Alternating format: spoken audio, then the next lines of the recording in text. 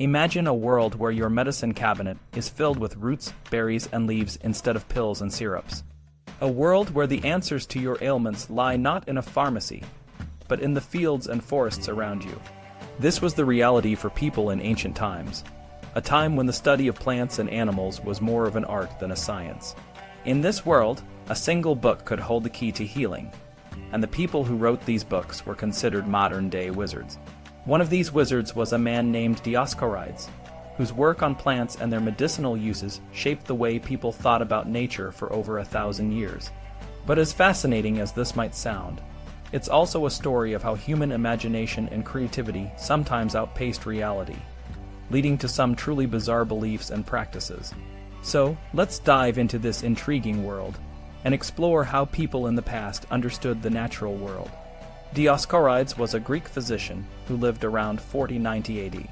He wrote a book called De Materia Medica on medical materials, which was essentially a guide to the medicinal properties of plants and other natural substances. This book was so influential that it was copied and recopied for over 1,000 years, becoming one of the most important texts in the history of medicine. In his book, Dioscorides described various plants and their uses in detail. For example, he talked about the iris, a beautiful flower with knotty, strong roots that had a sweet smell. According to Dioscorides, these roots were effective against coughs and could help purge thick humors and choler from the body. They were also said to promote sleep and even provoke tears, which might seem strange to us today. But in ancient times, emotions were often seen as physical symptoms that needed to be managed. Imagine being responsible for copying a book by hand, letter by letter, without any modern tools. This was the job of the copyists, who were skilled scribes tasked with preserving important texts like De Materia Medica. Over time, as these copies were made, the illustrations and descriptions of the plants in Dioscorides' book began to drift further and further from reality. The copyists, who sometimes couldn't read the original language or had never seen the plants they were drawing, added their own artistic touches, creating illustrations that were more imaginative than accurate. For example, the iris, which Dioscorides described as having knotty roots, might be drawn with roots that looked more like tree branches or even mythical creatures. This led to a fascinating but often confusing mix of fact and fiction in the herbals, the books that contain these plant descriptions and illustrations. The Renaissance was a time of great discovery and innovation, and this spirit extended to the study of plants. One of the most significant figures in this period was Pierandrea Mattioli, an Italian physician who translated Dioscorides' work into Italian in 1544.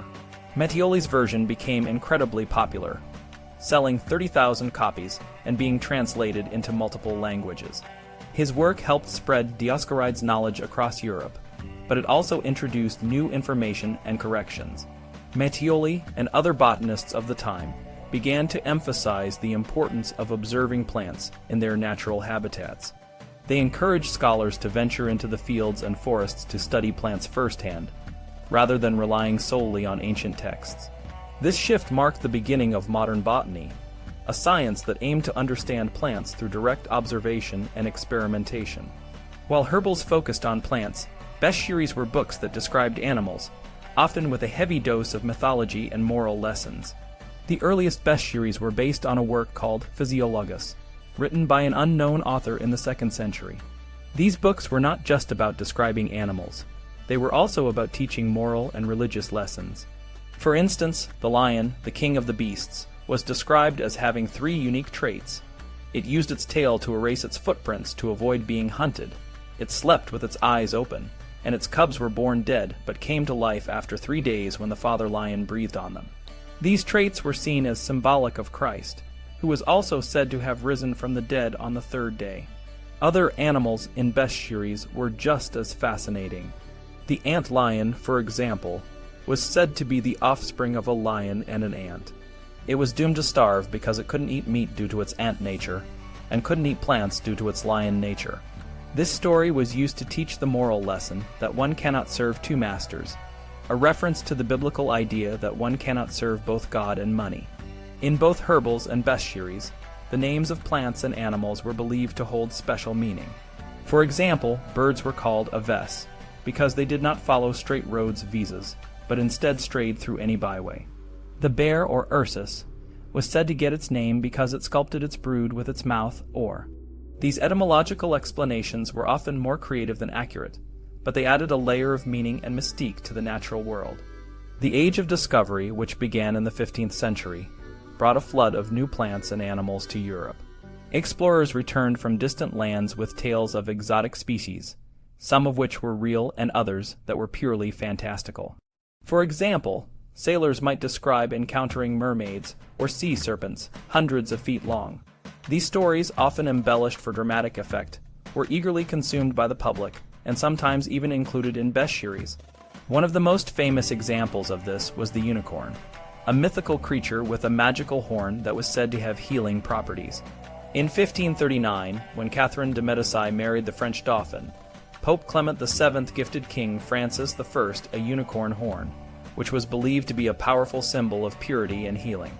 The accuracy of the illustrations in herbals and bestiaries was crucial for their usefulness. However, as we've seen, the quality of these illustrations varied widely. Some artists, like Hans Weiditz, who worked with Otto Brunfels on Herbarum Vivi icons in 1530, drew plants directly from nature, capturing their true form and detail. These illustrations were a significant step forward in the field of botany, as they allowed readers to see what the plants actually looked like. Leonhard Fuchs, another important figure in the history of botany, took this a step further in his book De Historia Stirpium, on the history of plants in 1542. Fuchs organized a team of artists to create detailed and accurate illustrations of the plants he described. He included 400 native German plants and 100 foreign plants, each drawn from life. This level of detail and accuracy set a new standard for botanical illustration and helped pave the way for modern botany. As the 16th century progressed, the influence of ancient texts like De Materia Medica began to wane. Botanists and naturalists started to rely more on direct observation and experimentation, leading to a more scientific approach to the study of plants and animals. This shift marked the end of the era of herbals and bestiaries, and the beginning of modern science. However, the legacy of these ancient texts lives on in the rich tapestry of human knowledge and imagination. The stories and illustrations in herbals and bestiaries provide a window into a world where the boundaries between fact and fiction were often blurred, and where the natural world was seen as a source of both wonder and wisdom. The world of ancient herbals and bestiaries is a fascinating blend of science, art, and imagination. While the practices and beliefs of the past might seem strange to us today, they reflect the human desire to understand and harness the power of the natural world. From the iris with its magical roots to the lion that sculpted its cubs, these texts offer a unique glimpse into the minds of people who lived in a time when the line between myth and reality was often indistinct. As we continue to explore and understand the natural world, we can appreciate the contributions of these early naturalists and the creativity that fueled their work. Their legacy reminds us that the study of nature is not just about facts and figures, but also about the stories we tell and the meanings we find in the world around us.